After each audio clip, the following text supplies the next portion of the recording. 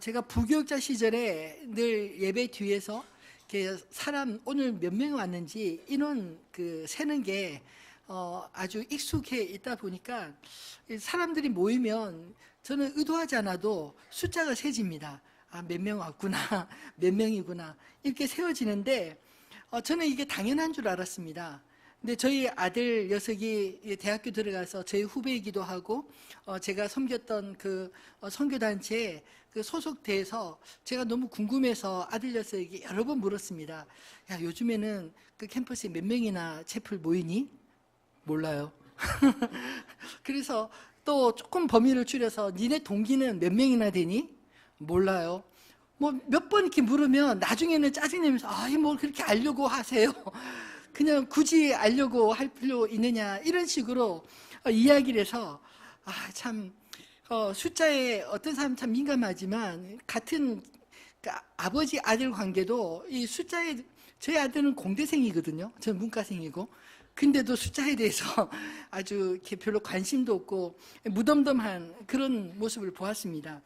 여러분들도 그러시죠? 숫자에 민감하신 분이 있는가 하면 숫자에 굉장히 둔감하신 분도 있어야 생각합니다. 오늘 우리가 읽은 본문의 이야기는 애굽으로 내려간 이스라엘 가족들의 그 하나하나 이름과 그리고 가족 구성원들의 숫자들을 나열하고 있습니다. 애굽으로 내려간 야곱의 가족이 70명의 이름이 기록되어 있는데 이것이 사실 오늘 본문 속에서 굉장히 비중 있게 다루어지고 있습니다. 근데 사실 야곱의 계보에 몇 가지 준비하면서 저는 의문점들이 들었습니다.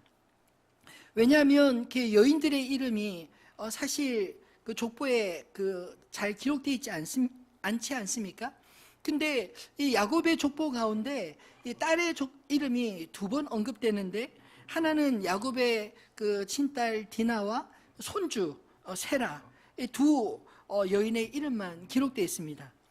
안 하려면 차라리 하지 말든지 이름을 기록하려면 좀 더 의미 있게 이 사람이 왜 기록했는지 알았으면 좋을 텐데 디나는 우리가 잘 알지만 세라는 왜 기록했는지 앞뒤를 아무리 살펴봐도 문맥상 혹은 역사상 잘 모르겠더라고요. 그리고 특히나 더 의구심이 들었던 게 막내 베냐민의 아들이 10명이나 소개되고 있습니다.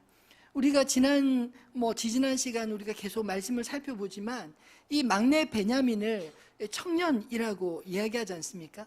그리고 요셉이 39쯤 됐었고 그리고 그 나이를 뒤로 역추적해서 대충 계산해 보면 이 베냐민의 나이가 한 30 어바웃 정도 되는데 30살에 자식이 10명 참 믿어지지 않는 숫자이지 않나요? 그런데 왜 이 10명의 이름이 기록되어 있을까요? 사실 오늘 본문의 계보는 그 아버지 야곱의 후손들이기도 하지만 어머니들의 이름으로 남겨진 자식들의 초점이 맞춰지는 것을 염두에 두고 묵상해 볼 필요 있습니다.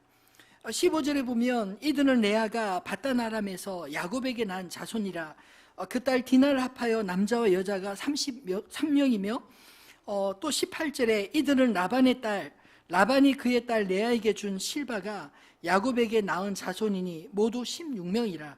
또 22절에도 이들은 라헬이 야곱에게 낳은 자손들이니 모두 14명이요 25절에 이들은 라반이 그의 딸 라헬에게 준 빌하가 야곱에게 낳은 자손들이니 모두 7명이라. 이 순서대로 나열하면 사실 레아 그리고 라헬 이렇게 돼야 되지 않습니까? 근데 이 계보에 보면 레아 다음에 실바 그리고 라헬 빌하 이런 순서로 되어 있습니다.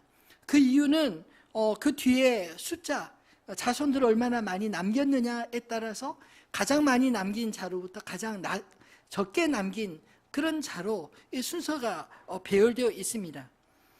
그렇더라도 사실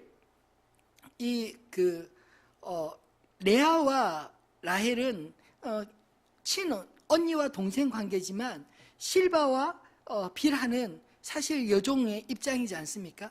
아마도 베냐민의 아들들 10명은 그 가나안에서 나와서 왔다기보다 애굽에서 낳은 자손일 가능성이 높은 것 같습니다.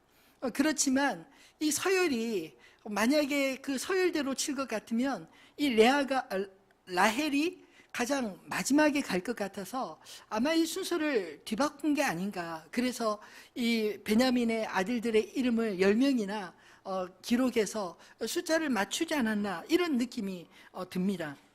뿐만 아니라 70명이라는 숫자도 완전수인데 이스라엘 백성들의 자손들이 그 70명이 갔다는 것을 좀 강조하기 위해서 아마 딸의 이름들까지 포함시키지 않았을까 하는 의도도 엿볼 수가 있습니다. 어쨌든 없는 자식을 명단에 끼워서 만들어내지는 않았을 테니 전체적인 맥락에서 그 본문을 살피고 이해할 필요가 있다고 생각합니다. 오늘 이 야곱의 족보가 단지 복잡한 진위를 따지고 그게 맞냐 틀리냐 이것을 우리로 살피게 하기 위해 하나님께서 이 계보를 기록하셨을까요? 말씀을 묵상하면서 사실 이 말씀 어떻게 전해야 할지 처음에는 정말 암담했습니다. 그런데 말씀을 계속 묵상하고 준비하는 가운데 생각지 않게 오늘 이 야곱의 계보 가운데 2가지 보석을 발견할 수 있었습니다. 저는 오늘 이 본문을 통해 저와 여러분이 야곱이 가졌던 인생의 사명, 마찬가지로 우리의 인생 가운데서도 감당해야 될 그 사명들을 발견할 수 있는 은혜가 있기를 소원합니다. 이 야곱의 계보를 통해 하나님이 우리에게 주시고자 하는 메시지를 저는 첫 번째로 남기는 것이 사명이다. 한번 따라해 볼까요? 남기는 것이 사명이다. 제가 따라하는 말 별로 안 하기 때문에 굉장히 낯설죠. 다시 한번 해볼까요? 남기는 것이 사명이다. 예, 밥 먹다 남기라는 말은 아닙니다. 예, 그 야곱이 아내를 4명이나 갖게 된 것은 사실 야곱이 원래 의도했던 바가 아니었습니다. 창세기 29장과 30장 이야기를 보면 사실 언니 레아와 동생 라헬 사이에 자식을 얻기 위해 경쟁하는 마치 진흙탕 싸움 같은 모습을 보는 것 같지 않나요? 사실 사랑하는 라헬과 혼인하기 위해서 외삼촌 집에서 라반을 위해 그 7년 동안 일했던 그 이유는 라헬과 결혼하기 위함이었습니다. 그런데 그만 삼촌의 속임수로 라헬과 결혼한 줄 알았는데 자고 일어나 보니까 라헬이 아니라 언니 레아였습니다. 그래서 따지니까 우리 지방에서는 동생을 언니보다 먼저 시집 보내는 법이 없다. 그러니 차라리 언니와 먼저 장가 혼인하고 그리고 7일 후에 다시 그 라헬과 혼인시켜 줄 테니 나를 위해서 7년 동안 무보수로 다시 일해라. 이런 그 상상하지 못했던 제안을 받고 어쩔 수 없이 그 레아와 라헬과 결혼을 하고 14년 동안 그 외삼촌 밑에서 무보수로 봉사하게 되었습니다. 그런데 이 레아는 아이를 잘 잉태하는 반면 정말 사랑했던 라헬은 아이를 잘 못 낳지 않습니까? 근데 이 레아가 라헬이 그 언니가 아이를 많이 낳자 마음이 조급하고 화가 났습니다. 그래서 남편을 바가지 끄기도 하고 내가 내 마음대로 하는 게 아니지 않느냐, 야곱과 이렇게 언쟁하고 싸우는 장면도 성경이 나옵니다. 그러다가 라헬이 그 어떻게든지 자기도 아이를 품고 낳고 싶어서 자신의 그 몸종이었던 비라를 대신 첩으로 주고 그 비라를 통해서 2 아들을 얻습니다. 그리고 그 경쟁의 질세라 레아 역시 자신의 몸종 실바를 또 그 야곱에게 첩으로 주고 또 2 아이를 더 얻습니다.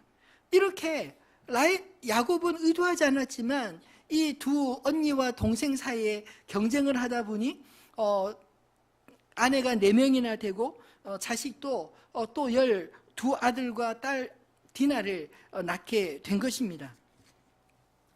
오늘 말씀은 그렇게 보게 된 이 야곱의 이름으로 태어난 그 아들들의 이름이 그리고 손주들의 이름이 기록되어 있지 않습니까? 이 본문 속에서 하나님께서 레아와 라헬을 위로하고 계시는 모습을 보게 됩니다. 사랑받지 못하던 이 레아에게는 가장 많은 자식을 주어 자식을 통해 위로받게 하시고, 야곱의 사랑을 독차지했던 이 라헬에게는 오히려 원하는 자식을 제때 낳지 못하는 과정에서 생명의 소중함을 깨닫게 되었습니다. 생명은 내 마음대로 되는 것이 아니기 때문입니다. 그렇지만 이 불임으로 괴로워하던 라헬 역시 오늘 본문에 보면 야곱과 베냐민을 포함한 14명의 자손을 남겼다. 이 기록 자체가 은혜가 아니겠습니까? 부모의 사명은 생명을 이어주는 생명의 통로의 역할을 하게 됩니다. 하나님은 이 부모를 통해 자손을 주시고 그리고 그 축복들을 흘려 보내주지 않나요? 근데 솔직히 최근에 이 창세기를 묵상하면서 제게 가진 새로운 관점은, 하나님께서 우리의 어떤 성취와 성공을 어떤 것을 이뤘느냐 이것보다 오히려 그가 누구를 얼마나 더 남겼느냐 하는 이 사실을 더 소중히 여긴다는 사실을 깨닫게 되었습니다. 사실 오늘 본문에서 본문이 강조하는 것을 눈치채셨겠지만 숫자입니다.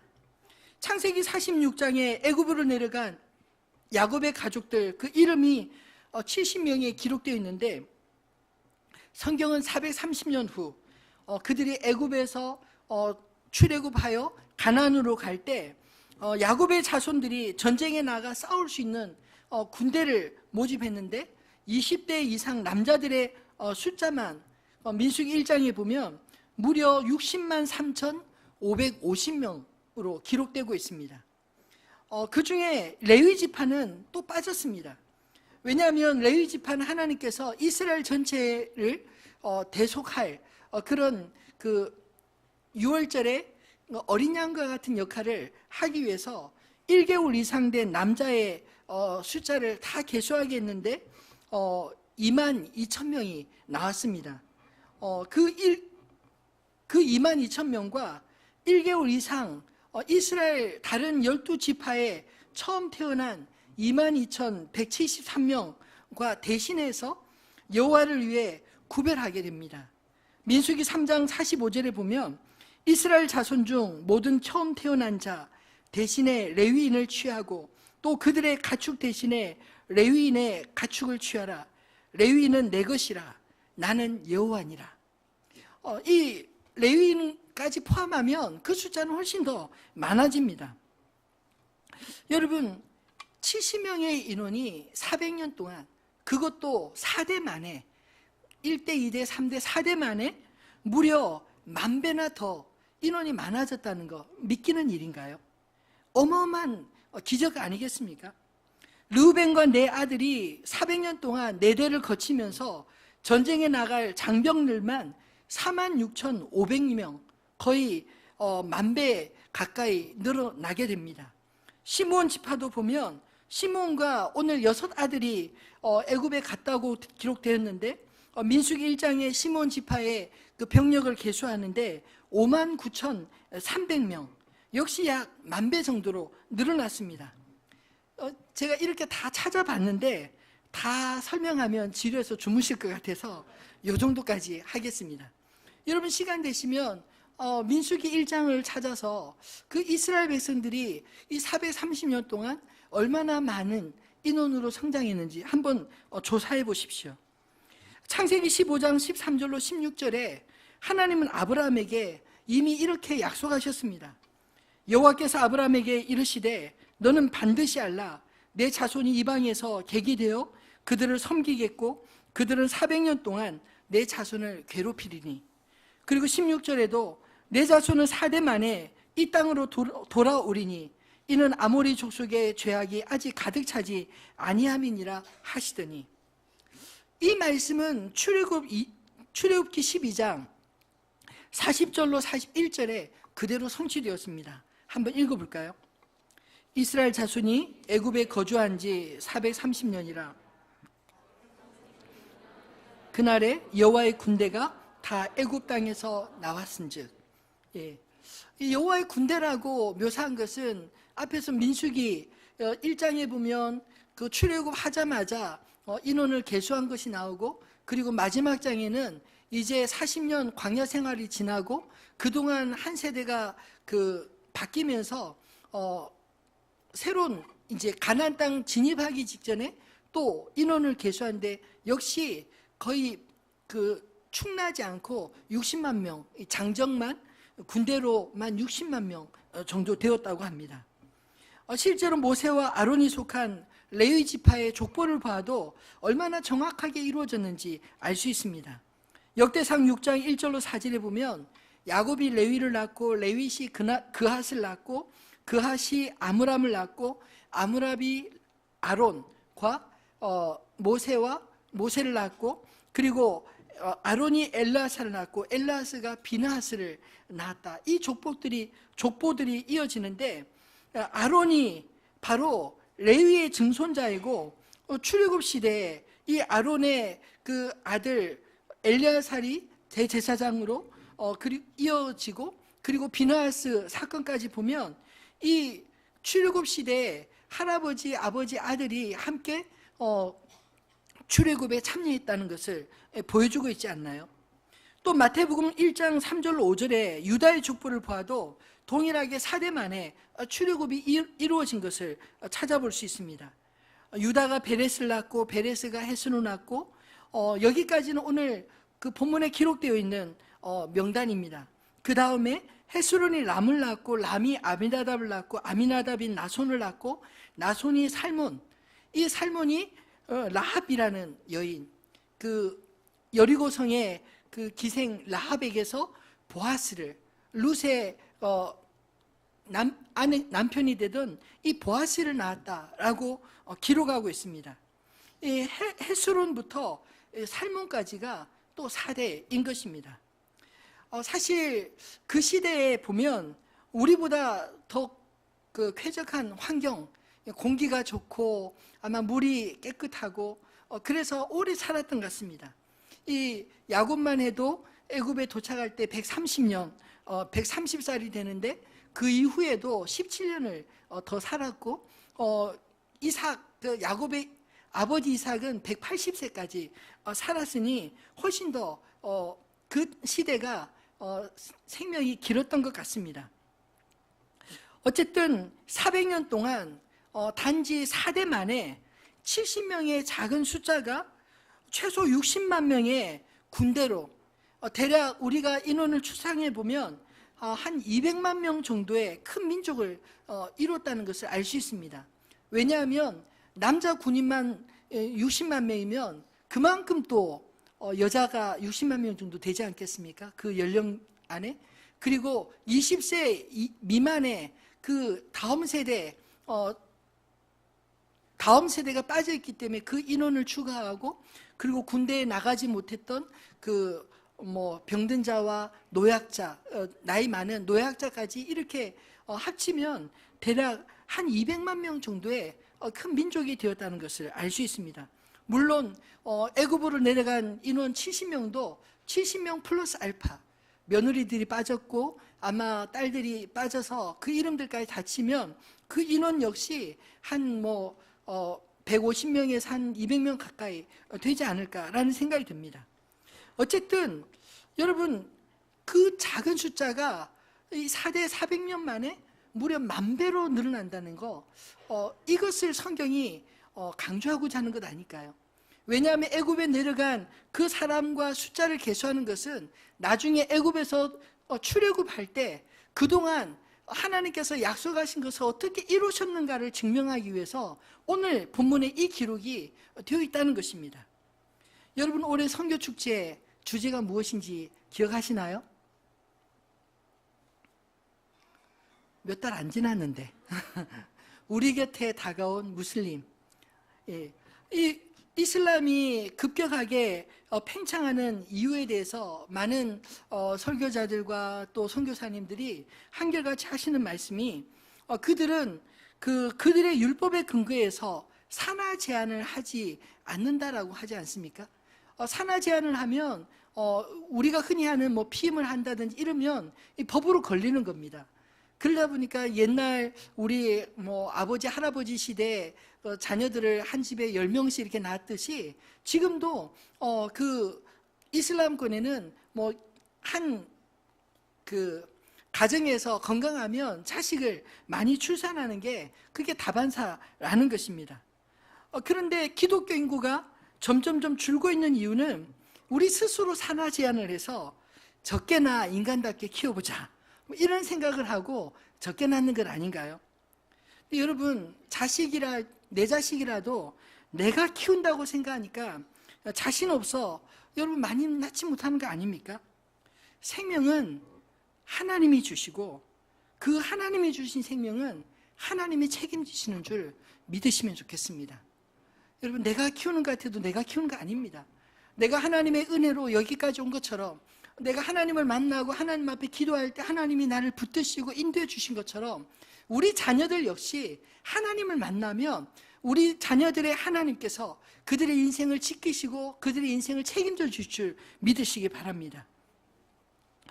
저는 이번 그 선교 축제를 통해서 선교의 패러다임을 두 가지로 새롭게 깨닫게 되었습니다. 많이 낳든지 아니면 많이 전하든지 이 땅에 그리스도의 이름으로 생명을 많이 남기는 것이 우리의 사명이라는 것이죠. 여러분, 오늘 성경에 기록되어진 이 야곱의 가족들, 그 기록되어진 그 한 사람 한 사람의 이름이 갖는 의미가 무엇일까요? 그냥 이런 이름이 있다, 이것이 아니라 우리가 보기에는 별로 의미 없는 이름일지 모르지만 이 이름을 하나님께서 기억하신다. 그리고 이 이름을 통해서 그 후대가 새롭게 세워지고 있다. 영적으로 해석한다면 이 이름들이 하나님 나라의 생명체에 기록되어 있다, 이런 뜻 아닌가요? 여러분, 우리가 자식을 낳아서 그 자식들을 믿음으로 잘 키워내는 것, 그것은 이 땅에서만 이름 내기 위함이 아니라 하나님 나라의 생명체에 이름 내는 것임을 기억하시기를 바랍니다. 그리고 이미 다 키웠는데 어떻게 또 낳습니까? 한다면 여러분, 다시 또 뭐 아이를 낳으라는 의도라기보다 여러분, 우리가 가진 생명, 이 복음을 믿지 않는 우리 주변의 사람들에게 전하고 그들로 하여금 우리의 삶을 보고 살아계신 하나님을 만나고 주님 앞에 돌아와서 그들이 우리로 더불어 예수 그리스도를 알고 그 이름을 이 생명책에 기록되어지는 것, 이것이 우리의 소망이 되어야 하지 않겠습니까? 여러분, 우리 인생 주님 앞에 설 때 무엇으로 나아갈 수 있을까요? 이 땅에서 내가 가진 직분, 목사, 권사, 장로, 집사, 이것이 주님 앞에 하나님 나라 갈 때 그게 의미가 있을까요? 이 땅에서 얼마나 큰 기업을 경영하고 또 얼마나 학식을 쌓아서 많은 사람들이 영향력 있는 교수가 되었고 뭐 이런 경력이 주님 앞에 갈 때 의미가 있겠습니까? 하나님이 볼 때 정말 의미 있는 것은 생명이라고 믿습니다. 우리가 이 땅에 사는 동안 어떤 생명을 남겼느냐, 얼마나 많이 남겼느냐, 이것이 하나님께서 우리에게 요구하시는 건 아닐까요? 오늘 이 야곱의 계보를 통해서 야곱이 비록 이렇게 가족을 꾸려가고 하는 동안 많이 힘들었지만 그러나 그것이 그에게 주신 사명이었고 그것이 오늘 애굽 땅에 내려오면서 그 이름이 기록된 것이 그 사명을 이뤘다는 의미가 아닐까요? 바라기는 저 여러분도 이 땅에서 사는 동안 하나님 앞에 많이 남기는 인생으로 사시기를 주님의 이름으로 축원합니다. 두 번째로 야곱의 계보를 묵상하면서 깨닫게 된 것은 견디는 것도 사명이다라는 것입니다. 한번 따라해 보실까요? 견디는 것도 사명이다. 네. 야곱의 생애를 우리가 계속해서 살펴보고 있는데 야곱이 언제부터 하나님 앞에 기억된 바 되고 그리고 하나님께서 그의 인생에 간섭하셨습니까? 에서를 피해 도망가다가 베델에서 하나님을 만나고 그리고 하나님께로서 약속을 받고 난 이후부터 그의 생애의 방향이 달라지지 않나요? 그 야곱이 밧단 아람에 가서 외삼촌 집에서 20년 동안, 성경을 자세히 읽어보면 요셉이 태어나기 전까지 20년 동안 외삼촌 라반을 섬겼습니다. 요셉이 태어날 때 비로소 이 야곱이 고향 생각하고 고향으로 돌아가야겠다, 그렇게 결심하고 아내들과 더불어 이제 고향으로 돌아가는 이야기가 쓰여집니다. 그리고 요셉이 17살 때 형들에 의해서 애굽으로 팔려가지 않습니까? 그리고 애굽에서 종살이를 하던 이 요셉이 30세에 애굽의 총리가 되었습니다. 즉 13년 걸려서 종살이하다 감옥 가다 이제 그 바로 왕에게 발탁되기까지 13년 걸렸다는 것입니다. 그리고 애굽에서 총리가 되고 난 이후에 그 가족들을 상봉하고 야곱 가족이 애굽으로 이주하게 된 그 시간은 총리가 되고 난 7년 동안 풍년을 경험하고요. 그리고 7년의 대기근이 있을 거라고 했는데 우리가 알고 있는 것처럼 7년 기근 중에 2년 차 되었을 때 그 형들과 만나고 그리고 아버지와 모든 가족들이 애굽으로 오늘 이주가 진행된 것입니다. 왜 이렇게 제가 설명을 드리느냐면, 이렇게 계산해서 역추적해 보면 이 야곱이 몇 살 때 결혼한 줄 아세요? 야곱이 80세에 결혼합니다. 우리로 치면 노인인데 그 당시에는 조금 노총각이었던 것 같아요.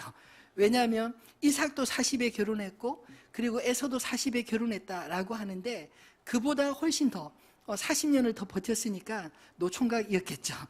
그리고 이 80세에 결혼해서 지금 야곱이 애굽에 도착했을 때 바로 왕과 이제 면담을 하지 않습니까? 다음 주에 살펴보겠지만 그 바로 왕이 내 나이가 몇이냐라고 묻습니다. 그때 야곱이 뭐라고 하냐면 내 나이가 이제 130이라고. 근데 우리 조상들보다 더 못 적게 살았고 적게 살았지만 험악한 세월을 보냈다, 이런 식으로 표현하고 있습니다. 여러분, 오늘 성경에 기록되어진 이 야곱의 가족들 명단은요, 몇 년 동안 세워진 것일까요? 몇 년 동안 만들어진 것일까요? 50년. 예, 레아와 라헬과 결혼하고 난 이후부터 이제 가족들이 하나하나 형성이 돼서 50년 동안 내 아내를 통해서 70명의 그런 아들들과 손주들과 증손주까지 그렇게 이끌고 대가족이 애굽으로 오게 된 것입니다. 야곱의 계보 속에 이름들을 묵상해 보면 이스라엘의 12지파와 예수님의 12제자 사이에 그런 공통점을 느낄 수 있습니다. 여러분, 예수님의 12제자 가운데 기억되는 인물이 누가 있으신가요? 베드로, 야고보, 요한, 마태, 이런 이름 아닌가요? 그리고 조금 기억을 더듬으면 그 나다나엘, 이런 이름, 잘 모르는 이름들이 아마 간혹 끼일 것 같습니다. 여러분, 야곱의 12아들의 이름 가운데서도 기억나는 이름은 어떤 이름인가요?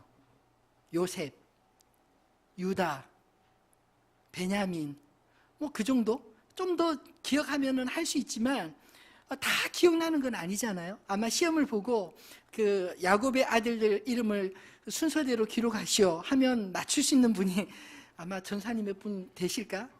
별로 없을 것 같아요. 왜 제가 그 이야기를 들으냐면 이 자손들의 이름이 글 수없이 기록되어 있지만 우리가 익숙하게 잘 알고 있는 이름도 있지만 우리가 잘 모르는 예수님의 제자들조차도 중에서 12명의 제자들 중에서도 우리가 잘 모르는 그런 이름이 있듯이 오늘 본문 속에 그런 이름들이 섞여 있다라는 것입니다.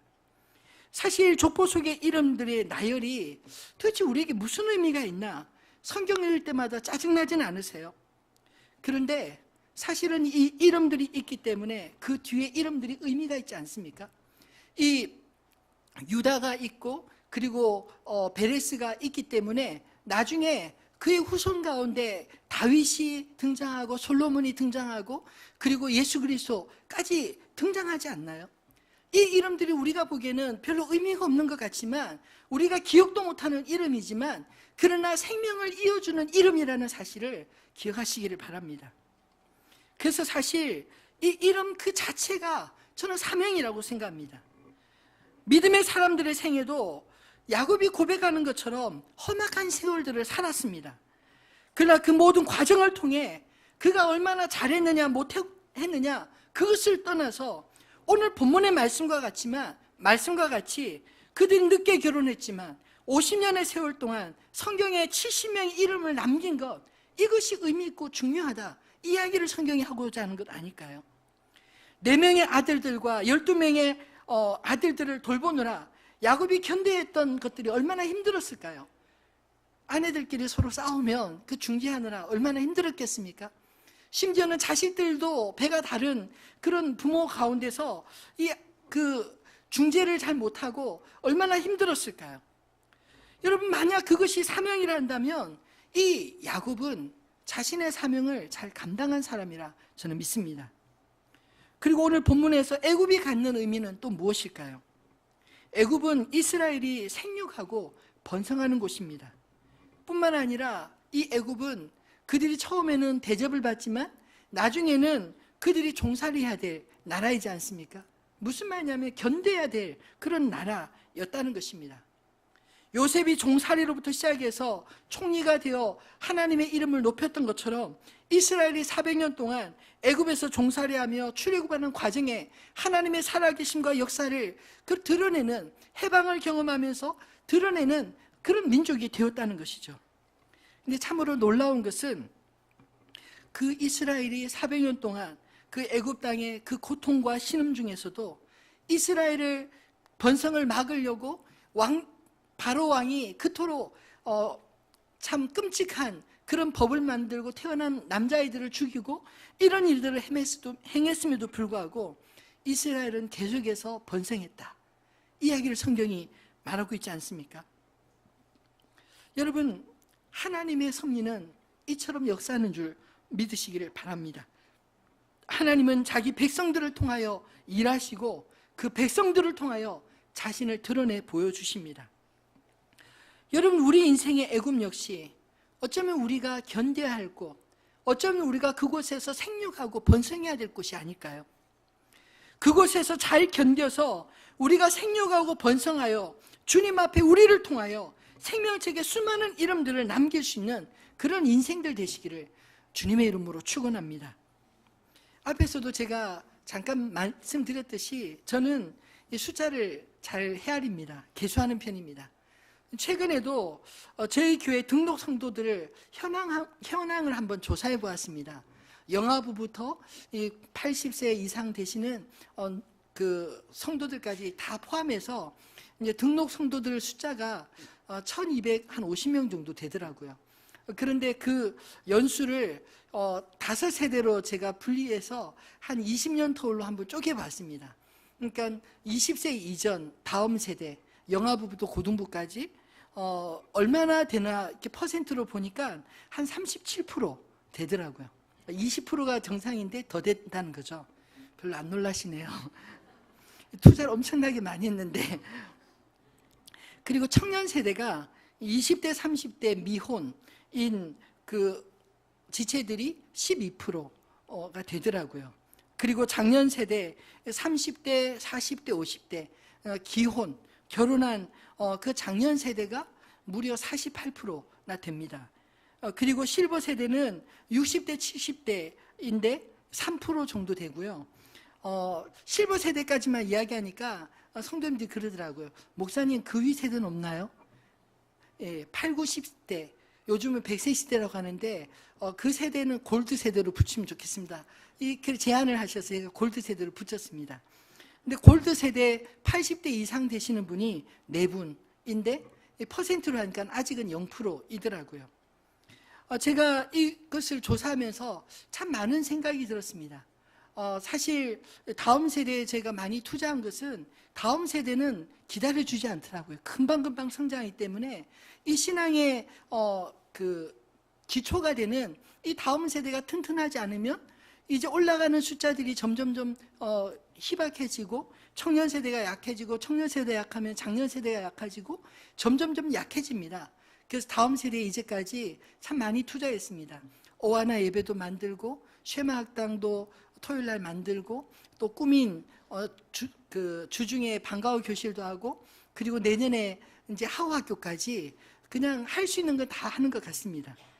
근데 하면서 이제 좀 집중해야겠다, 신경 써야겠다라고 하는 연령층이 이 청년 세대와 장년 세대였습니다. 특별히 제 마음에 좀 강력하게 와닿았던 것은 장년 세대입니다. 이 30대부터 50대까지가 전체 등록 성도의 이 48%나 되는데, 그 중에도 40대가요 무려 24%입니다. 그러니까 4명 중에 한 사람이 저희 교회 40대 성도라는 것이죠.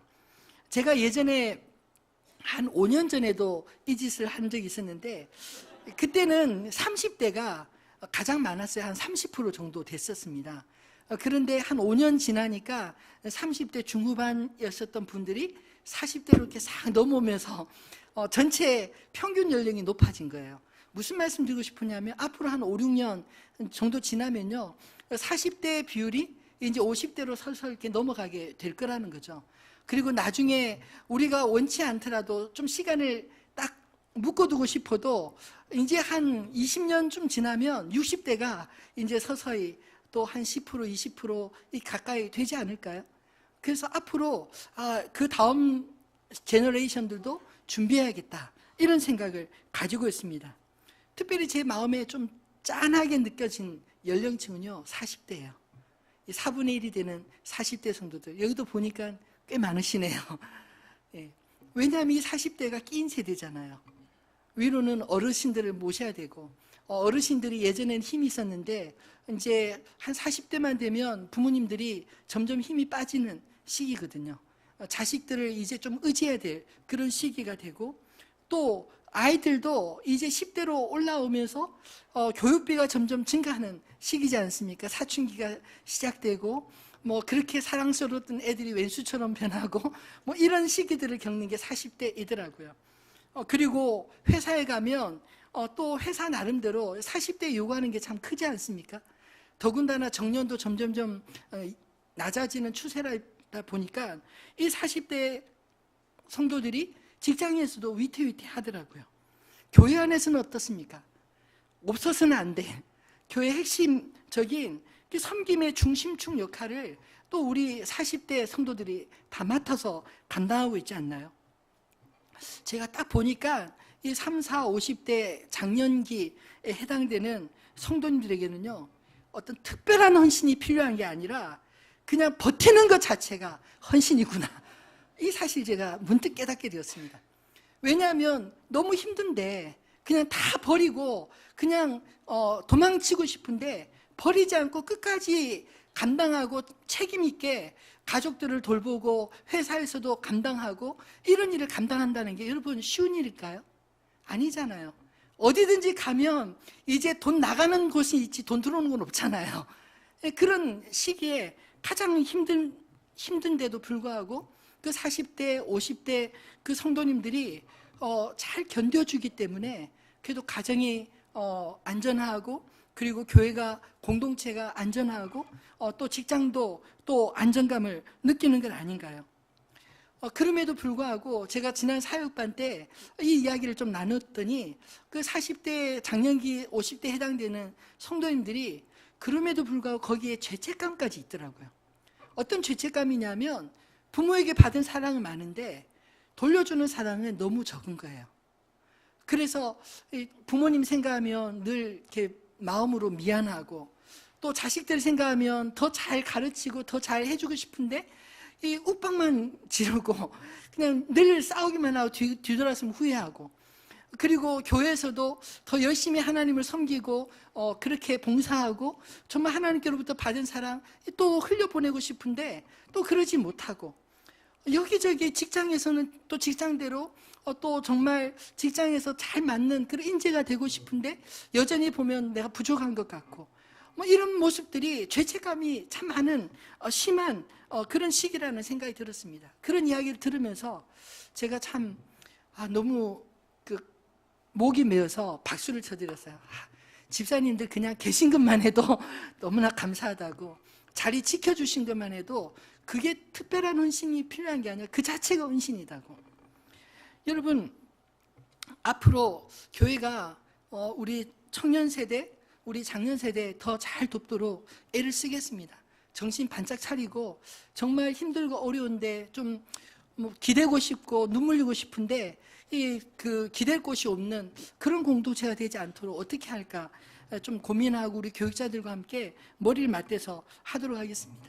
앞으로 실버 세대는 실버 세대대로 그 작년 세대 그 노하우와 그 열정과 아직 건강이 있는데 그들이 어떻게 교회 안과 바깥에 그 인생이 쪼그라들지 않고 오히려 당당하게 더 자신감 있게 일할 수 있는 그런 공동체를 만들어 줄 수 있을까? 그리고 골드 세대 8, 90대 되면 사실 교회 나오고 싶어도요, 몸이 부자연스러우면 나오지 못하는 경우도 많습니다. 그래서 전문적인 요양이 필요할 경우도 있는데 그때를 대비해서 호스피스 사역이나 또는 우리 신방 사역자들이 교회 못 나오면 아예 매주마다 돌아다니면서 가정 예배를 드리는 한이 있더라도 뭔가 소속감을 느끼고 내가 소외당하고 있지 않구나 이렇게 느낄 수 있도록 만들어야겠다 생각이 듭니다. 왜냐하면 저는 교회는 아무리 청년들이 많이 모여도 청년 중심의 교회 혹은 뭐 다음 세대 중심 교회 뭐 이런 것이 아니라 교회라고 하는 공동체는 요람에서부터 무덤까지 갓난 아이로부터 이제 천국을 바라보는 어르신들까지 함께 더불어 함께 소속감을 가지고 함께 하나님의 사랑으로 비록 견디기 힘든 어려운 짐들이 다 지고 있지만 그것을 서로 나누어 짐으로 잘 견디고 이길 수 있도록 도와주는 것이 그게 교회 공동체 아닌가요? 바라기는 저희가 그런 교회가 되기를 소원합니다. 그리고 무엇보다 작년 세대에 속한 여러분들 힘내시기 바랍니다. 여러분 특별한 헌신보다 잘 견뎌주시기 바랍니다. 사실 오늘 성경에 기록되어진 이 이름들이 야곱이 견뎠기 때문에 아닌가요? 그리고 그 아들들이 각자의 짐들을 견뎌냈기 때문에 이 가족들의 이름이 기록될 수 있는 것 아니겠습니까? 한 알의 씨앗이 어떻게 열매를 맺습니까? 사실 열매로부터 씨앗이 분리가 되고요, 땅에 떨어져 썩게 되고, 그리고 새싹을 간신히 틔운 후에 곧바로 열매를 맺는 게 아니라 수많은 그 풍파와 세월을 견뎌내고 그리고 비로소 열매를 맺는 것 아닙니까? 우리 인생의 열매도 하루아침에 맺어지는 게 아닙니다. 세월과 풍파를 견뎌내야 비로소 열매를 맺는 줄 믿습니다. 오늘 저와 여러분의 인생 가운데 잘 견뎌냄으로 열매까지 맺을 수 있는 인생들 되기를 소원합니다. 말씀을 맺겠습니다. 여러분, 역사는 한 사람으로부터 시작되는 것을 기억하시기 바랍니다. 오늘 사실 본문의 주인공은 요셉이 아니라 야곱입니다. 이 야곱이 외로이 바다나람으로 그 형의 눈을 피해서 도망할 때 그곳에서 만나주신 하나님, 그 하나님을 만남으로 야곱의 역사가 시작이 되는 것 아닙니까? 베델에서 주신 약속의 말씀 한번 읽어볼까요? 창세기 28장 15절로 16절 말씀입니다. 꿈에 본즉 사닥다리가 땅 위에 서 있는데 그 꼭대기가 하늘에 닿았고, 또 본즉 하나님의 사자들이 그 위에서 오르락내리락 하고, 또 본즉 여호와께서 그 위에 서서 이르시되 나는 여호와니 너희 조부 아브라함의 하나님이요 이삭의 하나님이라. 내가 누워있는 땅을 내가 너와 내 자손에게 주리니 내 자손이 땅의 티끌같이 되어 내가 서쪽과 동쪽과 북쪽과 남쪽으로 퍼져나갈지며 땅의 모든 족속이 너와 내 자손으로 말미암아 복을 받으리라. 내가 너와 함께 있어 내가 어디로 가든지 너를 지키며 너를 이끌어 이 땅으로 돌아오게 할지라. 내가 내게 허락한 것을 다 이루기까지 너를 떠나지 아니하리라 하신지라. 아멘. 여러분, 이 약속이 오늘 본문에 성취되고 있는 게 보이시나요? 내 자손이 땅의 티끌같이 되리라 하신 약속을 하나님이 온전히 성취하기 위해서 이 야곱 일가를 애굽으로 인도하십니다. 그리고 400년 동안 그 만배나 넘도록 그 자손들의 축복을 주시지 않습니까? 그러나 그 축복이 단지 야곱 자신만을 위해서였을까요? 14절 말씀해 보면 땅의 모든 족속이 너와 내 자손으로 말미암아 복을 받으리라 하셨습니다. 하나님 앞에 세움받은 한 생명, 그 가정을 통해서 하나님께서 많은 사람들에게 하나님이 어떤 분이신지를 보여주시고 하나님께 돌아와 하나님 앞에 설 수 있도록 많은 모든 민족이 바로 너로 말미암아 내 자손으로 말미암아 복을 받게 하리라 약속하신 것입니다. 애굽으로 내려간 야곱의 아들들 12아들은 12지파가 되었고요. 그리고 그 손주들은 민수기에 보면 각 지파의 종족의 우두머리가 됩니다. 그리고 그들의 시작이 된 야곱은 이스라엘의 시작이요 조상이 되지 않습니까?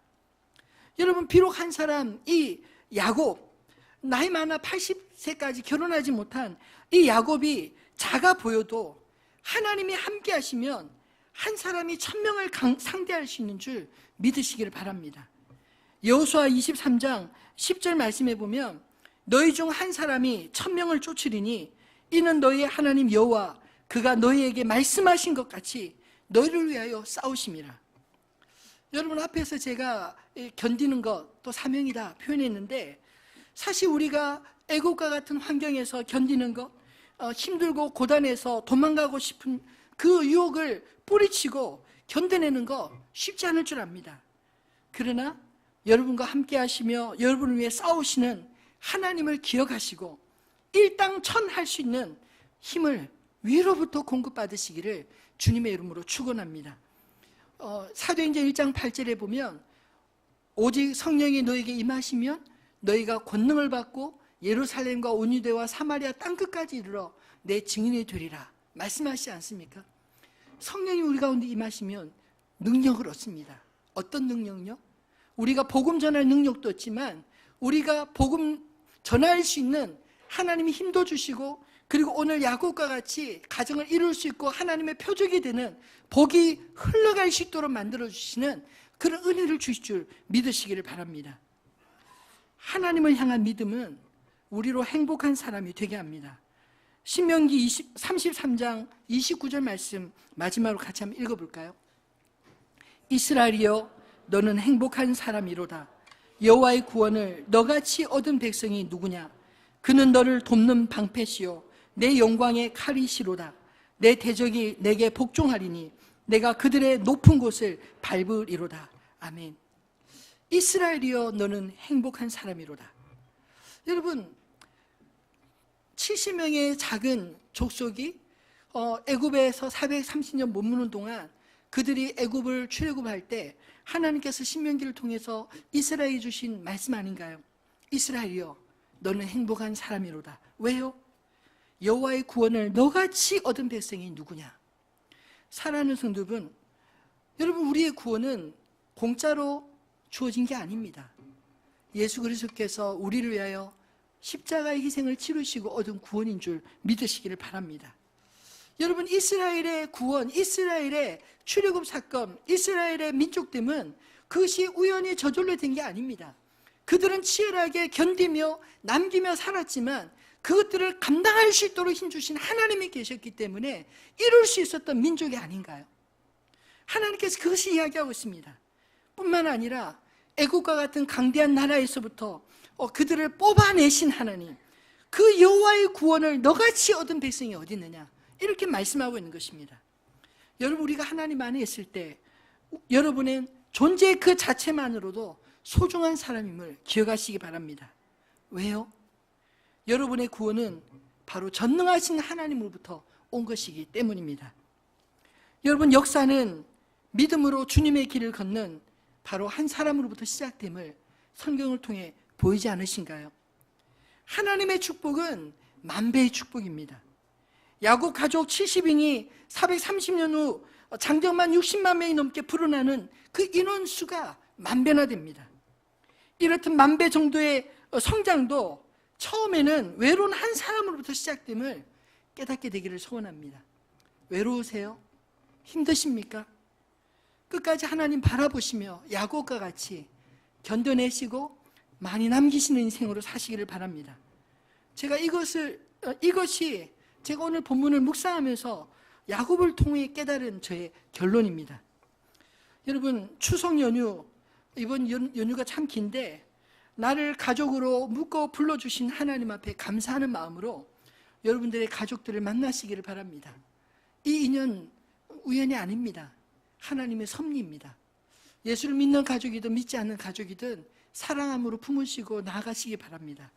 그리고 무엇보다 만나는 사람들마다 주의 증인으로 하나님께로부터 받은 그 은혜의 증인으로 사시기를 바랍니다. 우리가 자식을 낳는 것만으로 하나님 앞에 그 이름을 남기는 것이 아니라 우리가 복음을 전하고 우리를 통해서 예수 그리스도를 만나고 경험하는 그 모든 것도 예수 그리스도의 이름으로 우리를 통해 이 땅에 생명을 남기는 것 아닌가요? 오늘 저와 여러분이 남기는 인생으로, 견디는 인생으로, 비록 외롭지만 한 사람일지라도 역사를 만들어가는 이 야곱의 이야기처럼 우리를 통하여 하나님께서 이루고자 하시는 그 위대한 꿈들이 저희들을 통하여 이루어지기를 주님의 이름으로 축원합니다.